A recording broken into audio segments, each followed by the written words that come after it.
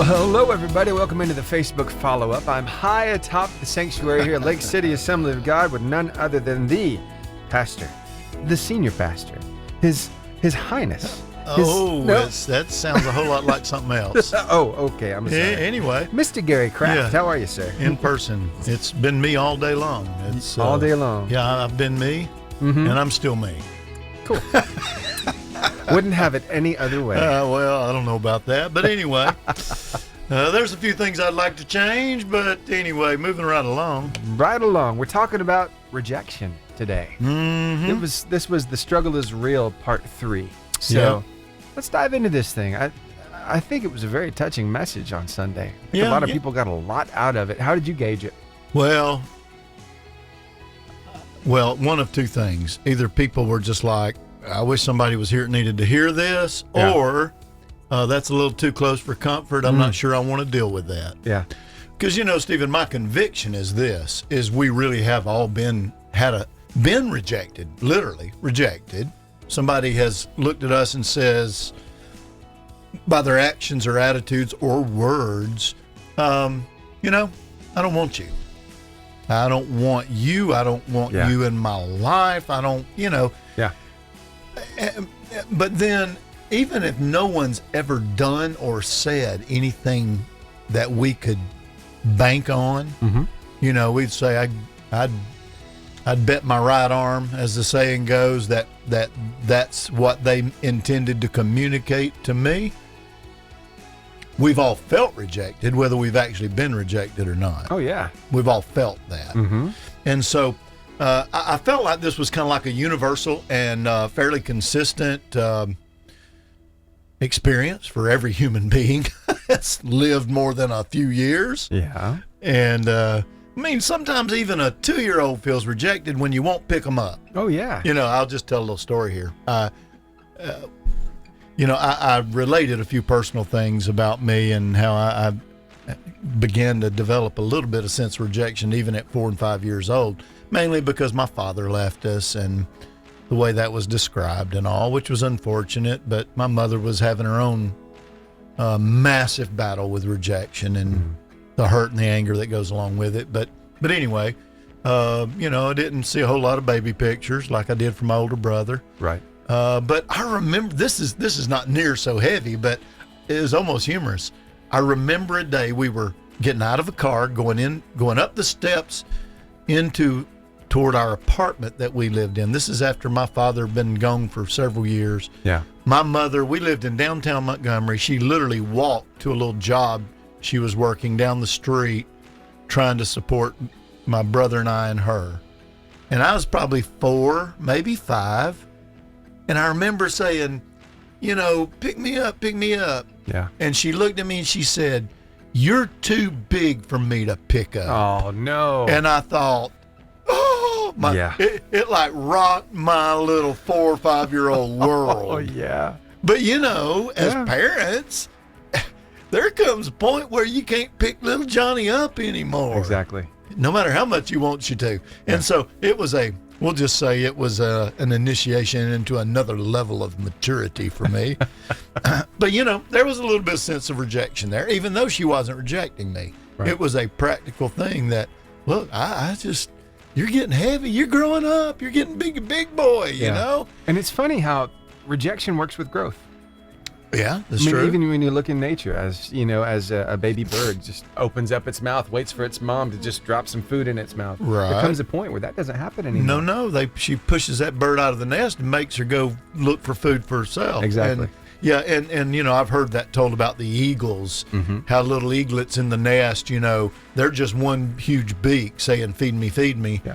But there comes a time when they've developed their feathers and mom starts pulling all the down and all the soft moss and stuff she's filled the bottom of the nest with, because their nests are really strong sticks. They're not like grass. Right.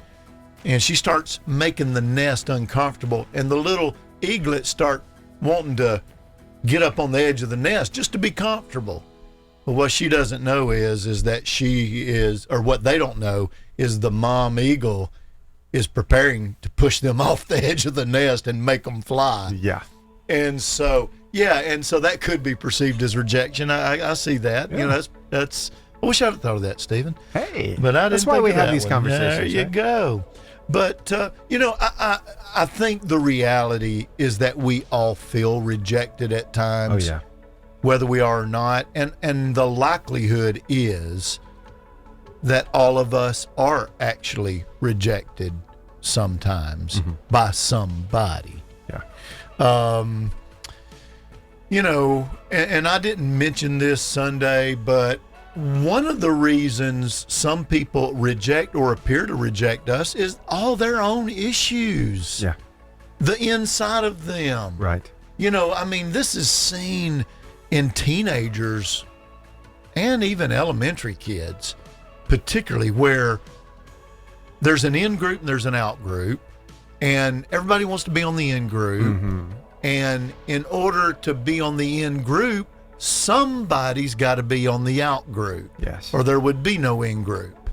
And so there are moments when kids are rejected by someone in the in group just out of sheer desperation of them wanting to be inside so bad, they're willing to be the agent of exclusion. Or, in the words of the message, rejection. Yeah. So in reality, they're not necessarily rejecting that person's worth per se. They're rejecting some issue about them that very conveniently places them on the outside instead of the inside. Yes. And that makes the insider feel special that's rejected them. Well, that's their own interior issues. It's their own inadequacy. It's their own insecurity that forces them seemingly from the inside to say, I got to exclude some people or I'm not special. Yeah. And so in my mind, that is rejection technically, but it's not the heart of one person looking at another person really and always and saying, you're just worthless and Right.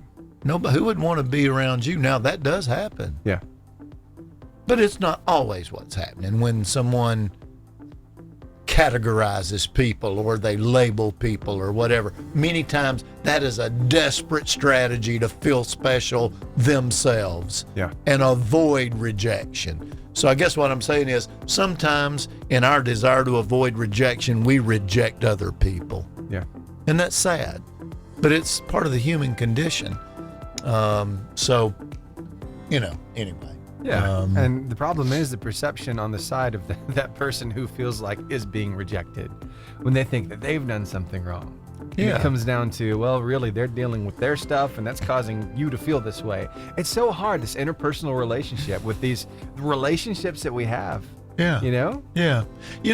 I mentioned this joke, really, I guess, toward the end of my message about, people getting offended because the preacher didn't shake their hand. Yeah. And they feel rejected when in reality, there were 5 people trying to shake the preacher's hand and trying to talk to him at once. And you can only focus on one thing at a time. And sometimes you didn't even see the person. Yeah. Well, that's one of those situations where perceived rejection was not rejection at all. But, I think we all, by the time you're an adult, most of us are in touch with the reality of this idea that perception is not always reality. What it appears is not the way it always is. Yeah. Can't judge a book by its cover, blah, blah, blah. Whatever little aphorism, any little truth saying you want to throw on there. But it is often true. What we perceive as rejection. I mean, somebody could be going through a divorce and you say hi and they don't respond, but they are all caught up in their own emotions. Yes. And they would almost rather die than have to face anybody today. You don't know what people are going through. Right. You don't know what people are struggling with in their own emotions and thought processes, at any given time when they don't respond to you the way you think is just common courtesy or appreciation. Yeah. Whatever level of recognition you might be looking for. We just don't know. And here's another one I did mention Sunday. Because someone has to decline your invitation or decline, responding to something. Sometimes no or a lack of response is an attempt not to keep you from feeling rejected. Yes. Well, here's an example. Hey, you like the way I did my hair? Well, it certainly is different. All of us have had those moments when no response is better than the only honest response we can give. Yes. And we're not so deft at, so skilled at dodging that like you just did. Yeah. And, and so, oftentimes people just, they say no to an invitation or they say no to a request. Right. And I use the example of children. Oh, Daddy, can I play with this loaded gun? No. You don't love me. No, it has nothing to do with that, kid. Come on now. Right. I'm trying to save your life. Well, Yes. Things like that happen in all of our lives, even as adults. When someone says no, it doesn't mean they don't value us as people. Right. It doesn't even mean that they don't want to be involved with us or engage us. Sometimes they literally have to say, no, I can't talk right now because they got a meltdown going on the other side of that phone or whatever. Yeah. Yeah. And so, but the more hypersensitive we are, the more things we tend to embrace as rejection, when in reality, it's just someone that's not able to give us what we want from them right now. Mm-hmm. So, we have to learn to distinguish those things. I think the only way, there's a lot of ways. Sunday I said, I'm not going to delve into all the practics of building up our own self-esteem where we don't perceive everything as rejection, or we can actually handle real rejection without it devastating us. Right. Because there will be people that actually do reject us. Yes. They just don't appreciate who we are. They don't value us enough to give us their time of day. There will be those moments, but that should not be what frames our sense of self-worth. That's the key. So there's a lot of practical suggestions. I'll just throw a few of them out because I didn't do this Sunday. One is develop good self-talk. Mm-hmm. I'm not talking about going around talking to yourself where everybody can hear you, but I'm talking about, rewire the thought processes in your brain that says, well, they said no to a lunch invitation. I guess I'm not important enough. Mm-hmm. No, change the way you think in your head. Right. Just learn to talk to yourself and you say, well, you know what? This is the first time they've turned me down. They may literally have their own little crisis going on. Maybe they literally are having to choose between having a few hours with their spouse or that child that's come from out of town, that grown child. Yeah. And they may have to be choosing, and they really don't owe me an explanation of why, and so learn to talk to yourself. Learn to reinforce your own worth that goes beyond whether someone says yes to a request or whether someone engages you in a conversation with as much gusto as you would like. Learn to talk to yourself, learn to rewire the way you think. Yes. The way you label what is rejection and what isn't. Mm-hmm. So talk to yourself through it and say, well, I know I hadn't done anything to these people. Mm-hmm. Maybe, here's one that's tough, but it does need to be part of our self-talk. I may just not be the kind of person they enjoy being around as much. Yeah. But there are qualities about me that God gave me that make me an enjoyable friend to other people. So that goes to another practical thing that I saw online is if you're rejected by a person, it might help to reinforce all the positive, cohesive relationships you do have. Yeah. So if you've invited this person to go get some coffee and they say no, and you begin to feel like, I guess I'm just not all that much fun. I guess, and let me tell you something. The devil is so ready to fill our heads with all the what ifs and it must be because. Right. And so, one of the things we got to learn to do is suspend judgment on why they said no or why they seemingly rejected us. And at the same time, suspend judgment on ourselves.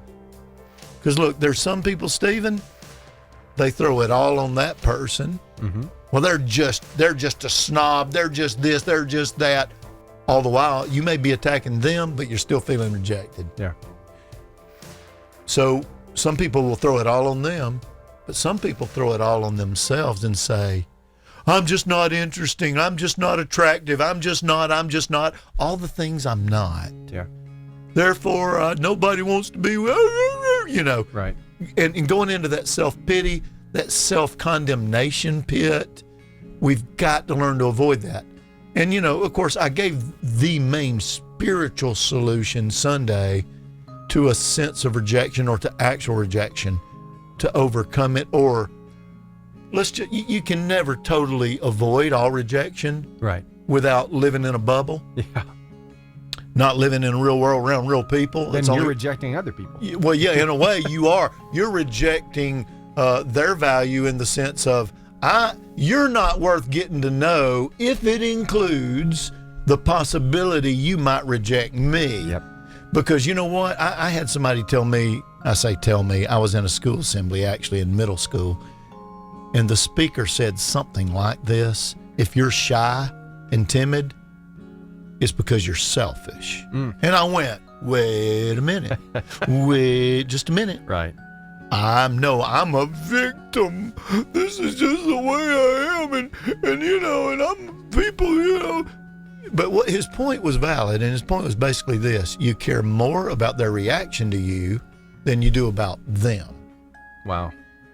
And so the way this would work in real life is, so, Stephen, your brand, I just met you, and or I'm standing beside you in the line at Walmart. Let's just make it, Yeah. And you kind of turn and look at me, and I go, well, I'm not going to say anything to him because he might not like me. Well, what I'm doing is I'm saying, you're not worth showing interest in at the risk of you giving me negative feedback and me feeling bad about myself. Right. Or me feeling rejected.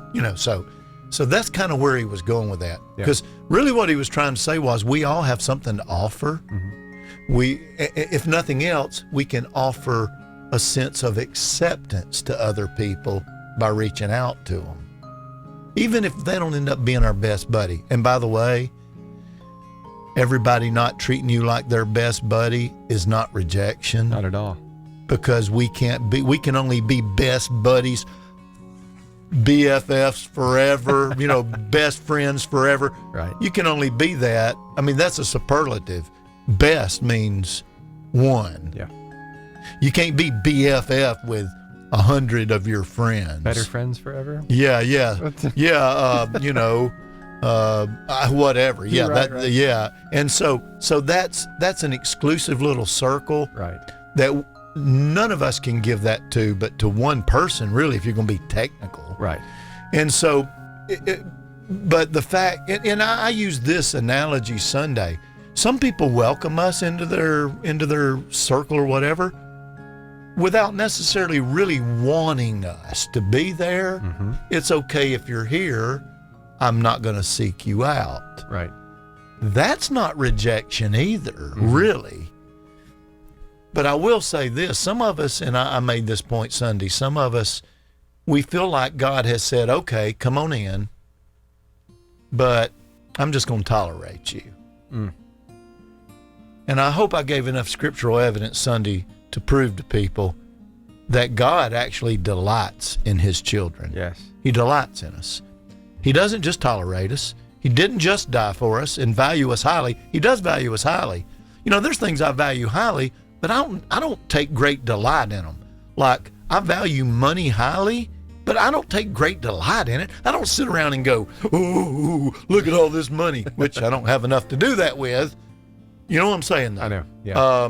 And there's people that I'm very fine with, having a cup of coffee with them, but it's not like I come away going, wow, I can't wait till the next time I see that person. You know, I gave that up a long time ago because I try to minister to everybody that I have that opportunity to. But Right. I can welcome many people. But, you know, I don't always take great delight in every person. I think one of the greatest gifts I can give to people is find something in that person to delight in. But with God, He knows all the beautiful things He created in us. Yes. He knows how valuable we are, and He does delight, not in our sin. I was going to say this Sunday, but I don't think I ever said it exactly this way. To the degree that we cling to our sin and become one with our sin, to that degree He can't delight in us. Wow. But the Psalm 147:11 says this. It says, "The Lord takes great delight in those who fear Him and who hope in His unfailing love." Now notice what it didn't say. It didn't say God takes great delight in those who are able to avoid sin 99% of the time. In other words, put in a good performance and I'll delight in you.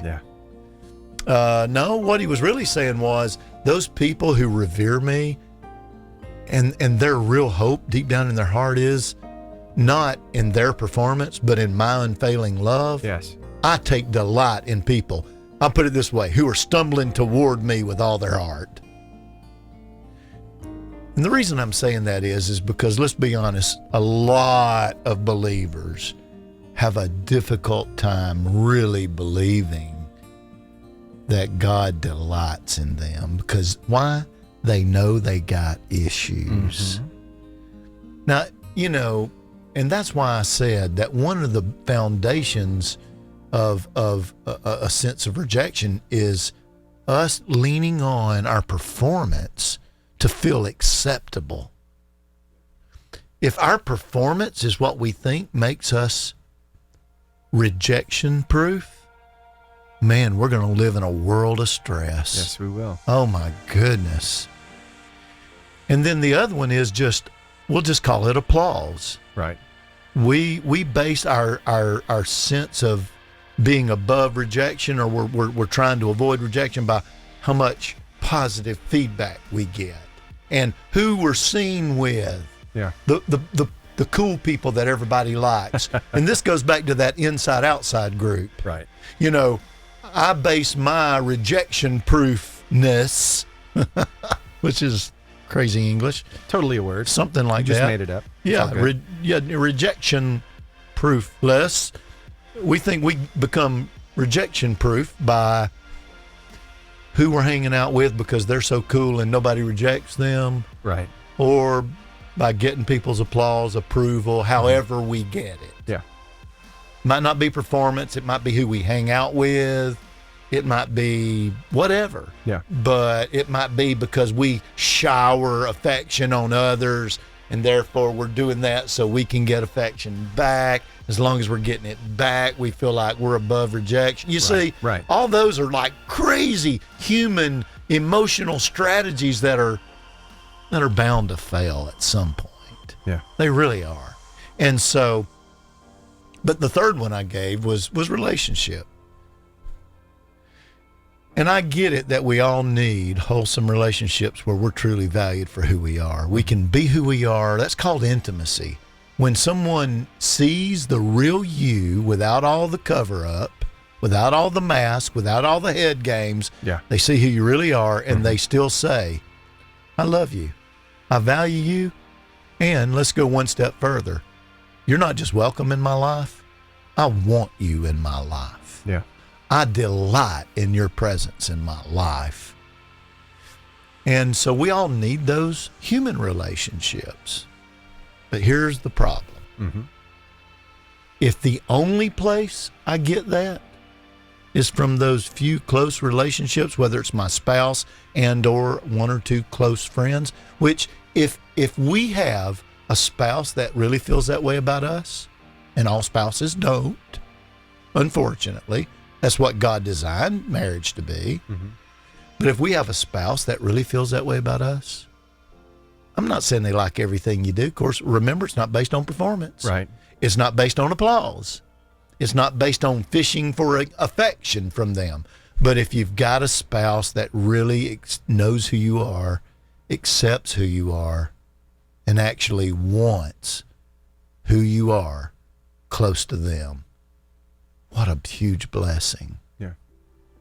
And then maybe you've got one or two close friends. Hopefully they're not as close to you as your spouse, right. but in general they feel the same way. Yeah. You've bared enough of your soul to them that they really know you well, more than the average bear, you know. Right. And they still accept you and want to be around you. They want you in their lives. You're desirable as a friend to them. They delight in you. Mm-hmm.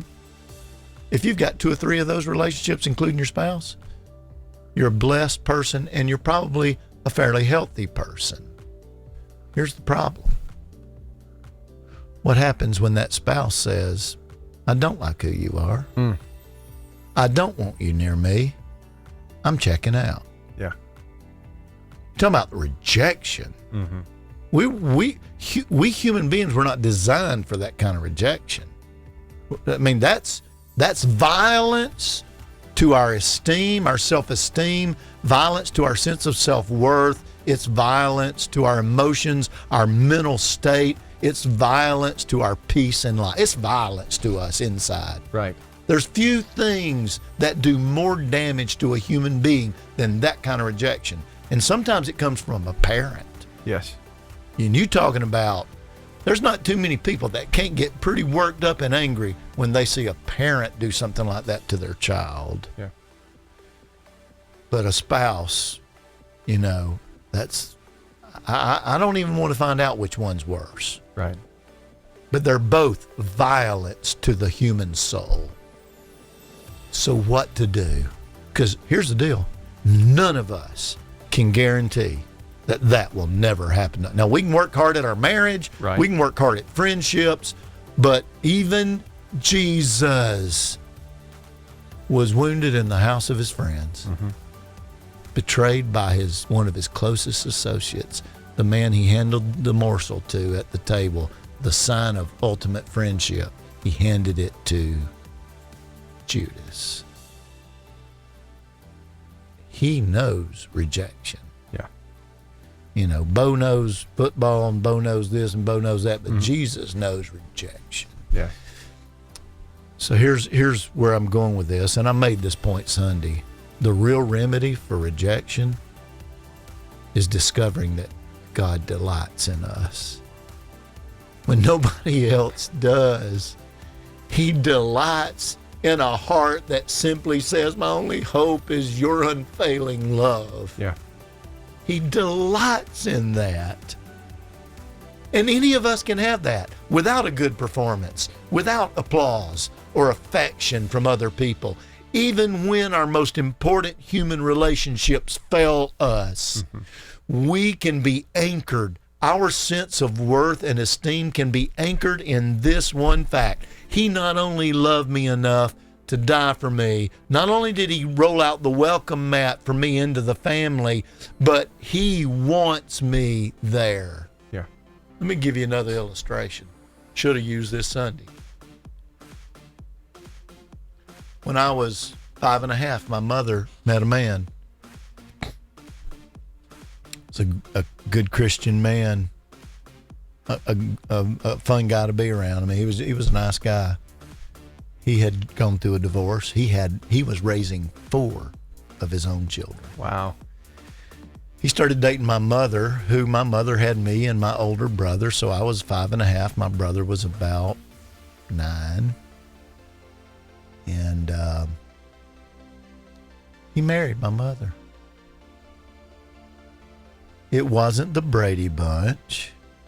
You know, everybody wasn't all happy, and all of our problems weren't fixed in a 30-minute episode.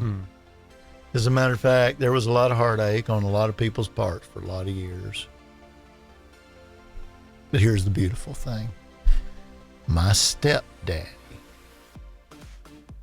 didn't just welcome me into the family He wanted me. Yeah. And I felt it. There's a difference in a stepfather tolerating his wife's kids and really embracing them as his own. I mean, for a while there was talk about him adopting me and my brother. Yeah. And that would have been okay. Because I'm going to tell you, he loved me, I believe, as much as a human being can love someone that's not his own biological son. Yeah. He loved me. Was he perfect? No. There were things he did that made me feel rejected at times. He would kind of, he would make fun of me at times, certain tendencies I had. You were clumsy, things like that. Yeah. I think I'd mentioned that in another message, but I tended to spill tea at the table, and there were things he said and did that I felt rejected some. But over the years, over the whole relationship, I knew that man loved me. Yeah. And I was convinced he wanted me close to him. I mean, this is a man that would meet me at the door sometimes when I'd been gone and come home and kiss me on the cheek and hug me and you know, and that's not everybody's experience with a stepfather. Yeah. Unfortunately. Yep. But for me, that's the difference in being welcomed and being wanted. And I didn't take much time to do this Sunday, but I want to do it now. This is what people are looking for in the church. New people that walk into our church, they all have a load they're carrying. Yes. They all come to a Sunday morning service or Wednesday or whatever they come to, a life group, whatever. They all come to it with their own baggage. And I'm going to tell you, welcoming them and accepting them is a good first step. But what they're really looking for is not welcome and acceptance. They're looking for us to want them and appreciate them. You're looking for a place to belong. Yeah, where they really matter. Yes. In other words, oh yeah, you're welcome. Come worship. Enjoy. Right. I mean, that would be like somebody knocking on your door and saying, hey, came to visit. Say, okay, come on in. Have a seat. And then you go in the other room, never come back. Well, you welcome them, but you don't really evidently want their attention, their company, you don't really want to engage them. Yeah. And, you know, we all know that's one way we tell people either I don't have time right now or I'm just not interested at all. Yeah. Is we don't give them that focused, energetic engagement. Yeah. And I'm telling you, this past Sunday, there were people that walked into churches all across America that very well might have been welcomed, but they didn't come away feeling they were wanted. How do you do that? I don't know, but I know it's important. And I know there's a big difference. Yes. In just saying, hey, you know, help yourself, make yourself comfortable, glad you're here. But do you really want me to go from being an outsider to being an insider? Yeah. You really want me to be that? Right. You know, or do you really want to find out who I am? Yeah. And find something about me that you can appreciate and not just accept. Because listen, we accept all kinds of stuff. But what we're doing is tolerating it. We're not approving it.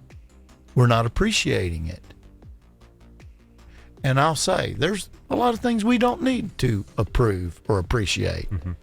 There are a lot of things we have to tolerate while we are learning to appreciate some other things. Yeah. I mean, that's true, right? It is. And so, it is. you know, I think this is why Jesus was so popular with sinners,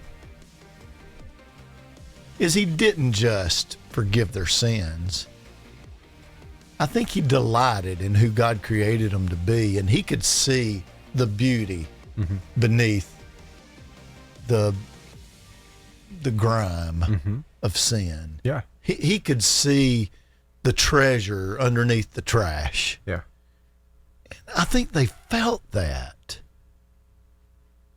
And you know, I think many times we miss the point if all we do is say, well, Jesus didn't condemn her, so he who has, no sin cast the first. It's not just about sin. Right. It's about value. And Jesus valued that woman caught in adultery, just like he valued Zacchaeus, who was rich by hook or by crook, and evidently wasn't a favorite citizen of most of the townspeople. Right. They weren't going to let him elbow his way into the front row of Jesus passing by. He had to climb a tree, which was very undignified, and probably all these people, it was a big joke. Yeah, look, the little cutthroat Zacchaeus, he had to climb a tree. Nah. He's a monkey, Yeah. Until Jesus invited himself to Zacchaeus' house. Yeah. And then it's like, oh, no, he didn't. Oh, no. No, he didn't.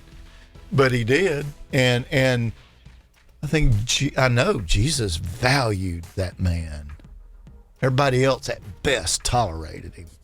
Jesus treasured him.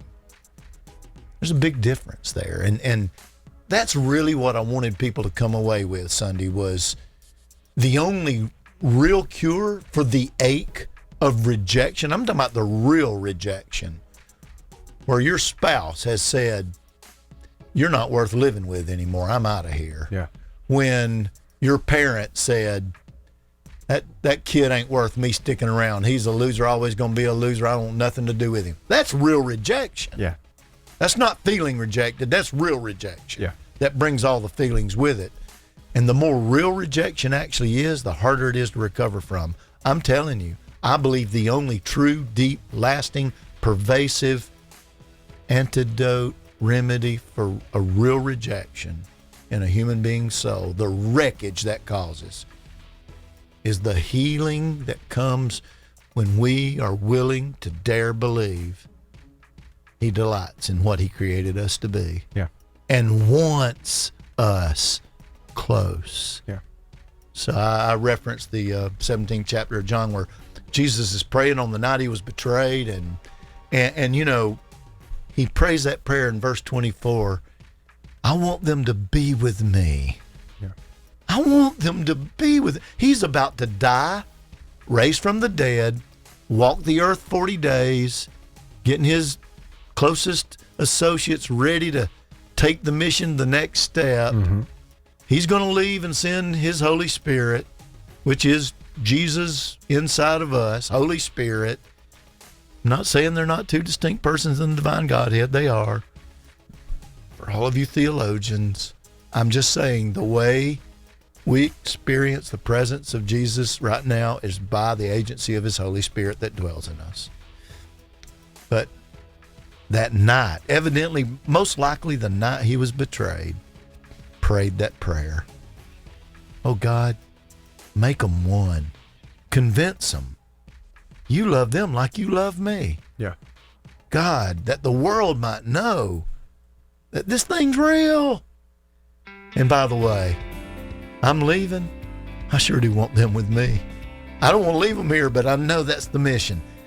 I want them with me. I want them to see my glory. I want them to experience everything I am. They didn't experience it. They didn't even start experiencing everything I am.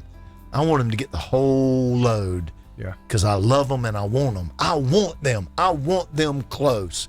That's what I really wanted people to walk out the door with. Yeah. Is he wants me.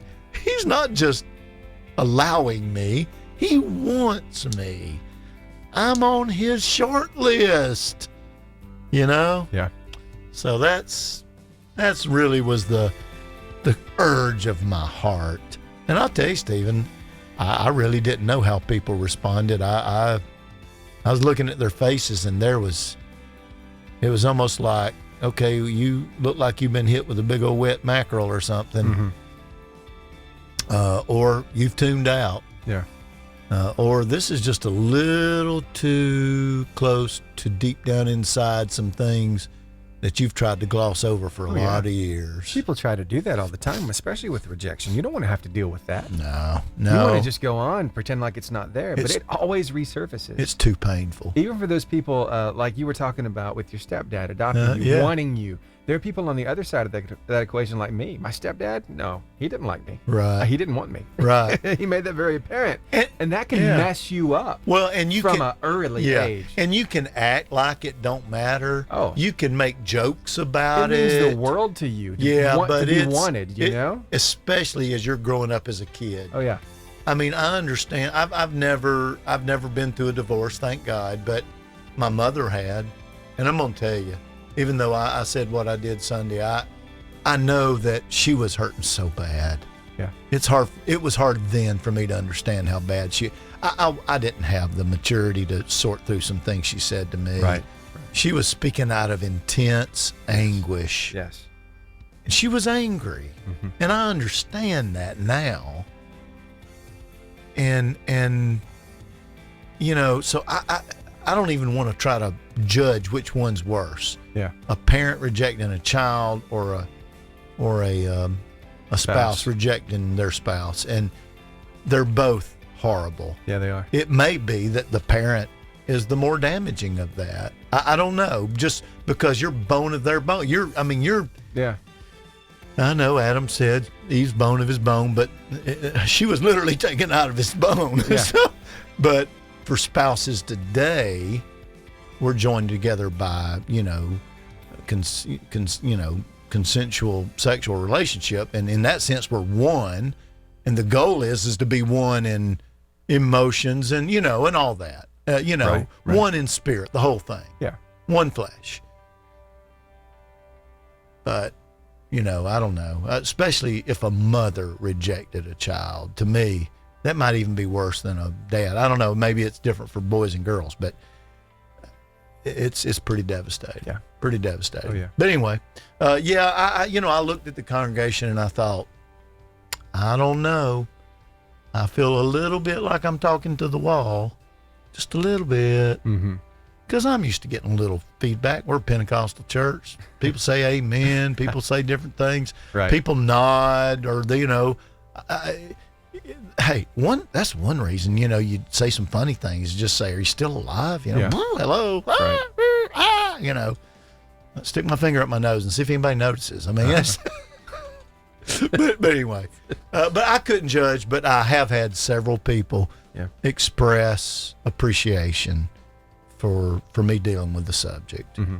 And right now I'm leaning towards preaching on a sense of inadequacy. Yeah. Sunday. I think there's times, except for some of the most confident and accomplished among us, most of us at some point in our life feel inadequate. Yes. We feel inadequate. Yeah. And we don't feel like we ever measure up. We're not sufficient for the task, the situation, the relationship. Even we don't measure up with God.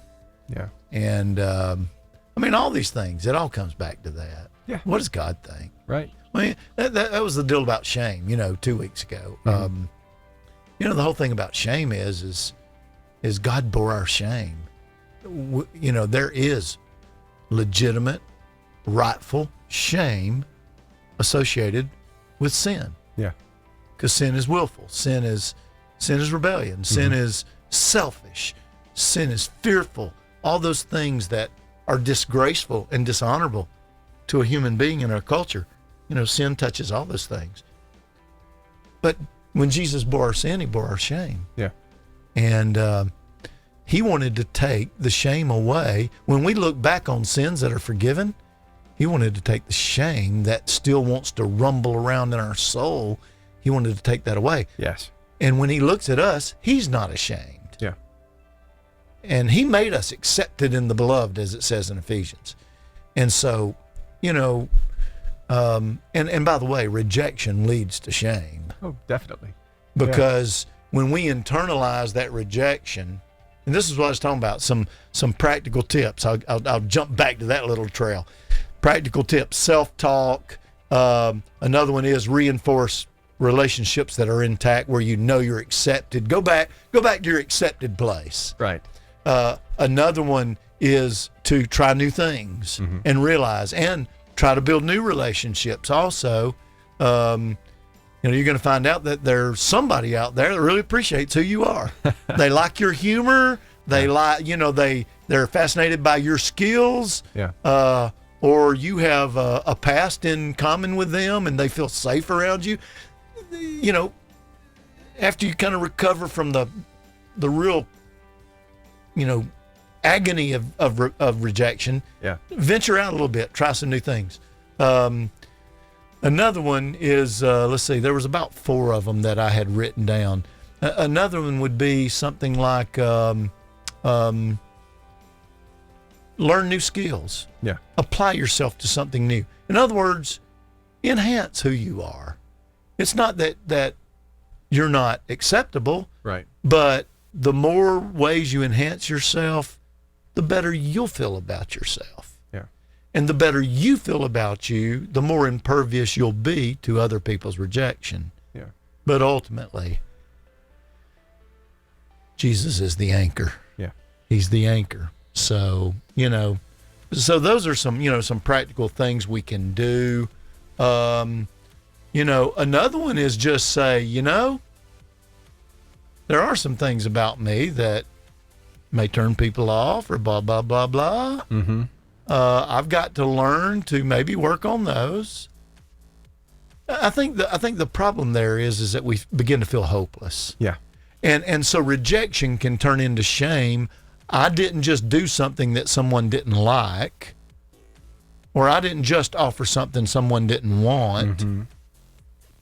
I must be unworthy and ugly and blah, blah, blah. I am somebody. I am instead of I did something. Yes.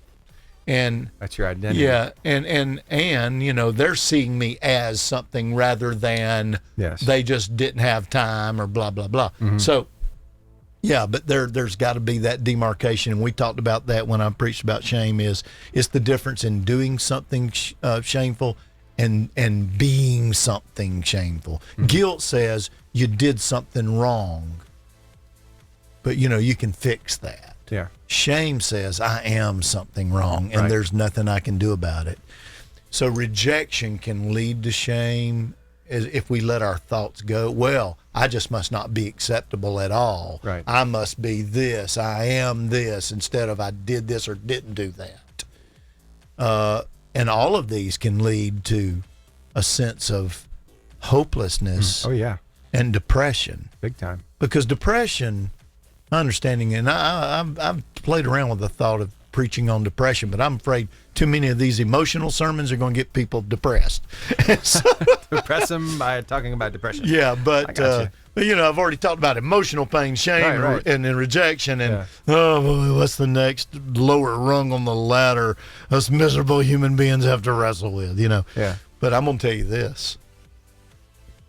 The statistics on depression in America, it's one of the most prominent. Now, social scientists would call it a disease, and I know there is some biological connections to depression. I get that. There are some depression conditions that are directly a result of out of balance hormones, enzymes, brain, whatever. I get that. But a lot of it's not. A lot of it's emotional and mental in the sense of it was generated by interpersonal struggles, pain, things like that. So, look, here's the deal. Rejection and shame can put us in a pit it's hard to get out of. It's hard to see that it's even possible to get out of it. And when we become hopeless, or we become angry about something we can't do anything about, anger and hopelessness many times manifest in depression that results in a loss of motivation, a loss of energy, a loss of esteem, a loss of relationship. I mean, Depression is a serious, I'll put it this way. Depression is one of the most epidemic conditions. We'll call it I hate to call it mental illness because people say, oh, you're saying I'm crazy because I'm depressed. No, I'm saying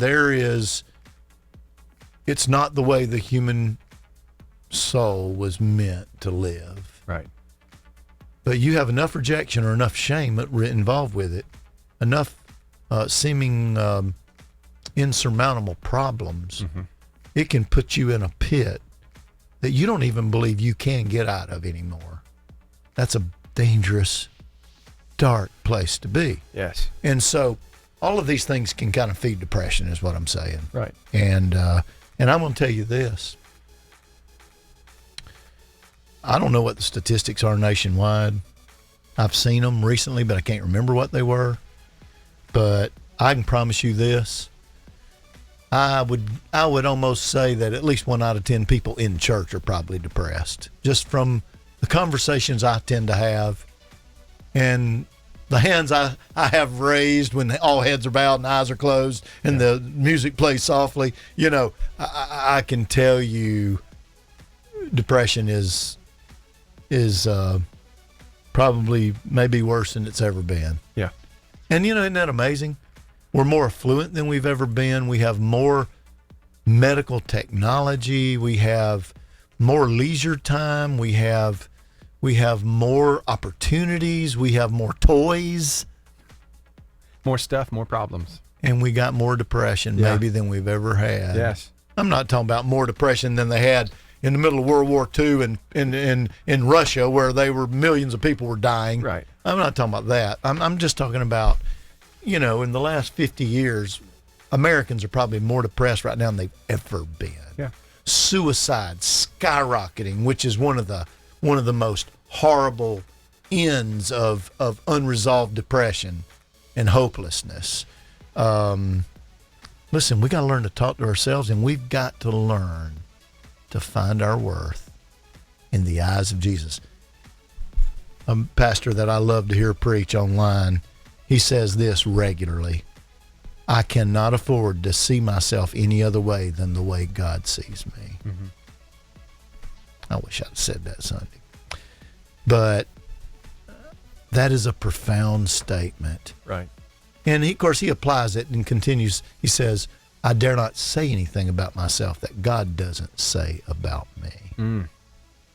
If we could just change those two things, we could rebound more quickly from real rejections. Yeah. We could overcome perceived rejections more easily. We could deal with shame, and we could climb out of depression. If we could just, with the help of the Holy Spirit, as he makes the Word come alive, as we saturate our minds with his perspective. And that's really what one of my major goals Sunday was to change the perspective from God loves me enough to tolerate me, but not enough to delight in me. Yeah. That's a change in perspective about what God thinks about me and what God says about me. If what God thinks and what God says can become the predominant motif in my brain and my emotions and my spirit, I'm going to be all right. Yeah. I'm going to have a good life. Yeah.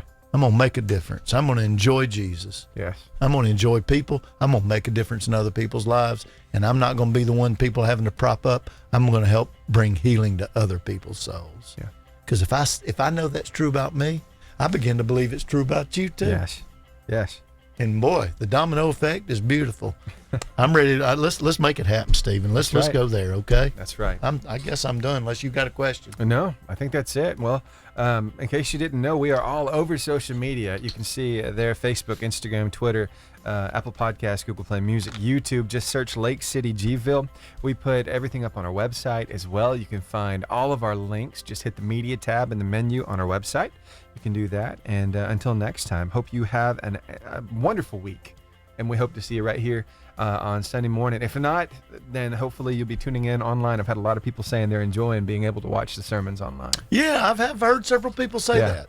And it helps that you're helping us with announcements on Sunday, and one of those times we kind of reinforced what all's available online when it's available, and we're going to replay that because people just need to hear it all along. I mean, we had 2 or 3 new families in church this Sunday, and we didn't even welcome them. I mean, things just kind of went in a different direction. And I forgot to do that whole welcome the guest today. Yeah. But they might have appreciated looking back and seeing some of the backlog of messages or these conversations or whatever it is we're putting out there. Yeah. And so we appreciate you helping us get that word out. You're very welcome. And we're all about trying to make people feel welcomed when they come in here and feel in the know. They're a part of the family. Yeah. They belong here. And wanted. Yes. Wanted, for sure. Welcomed and wanted. Exactly. That's the point. Accepted and appreciated. That's right. Yeah. All right. Well, have a wonderful day. We will see you next time. All right.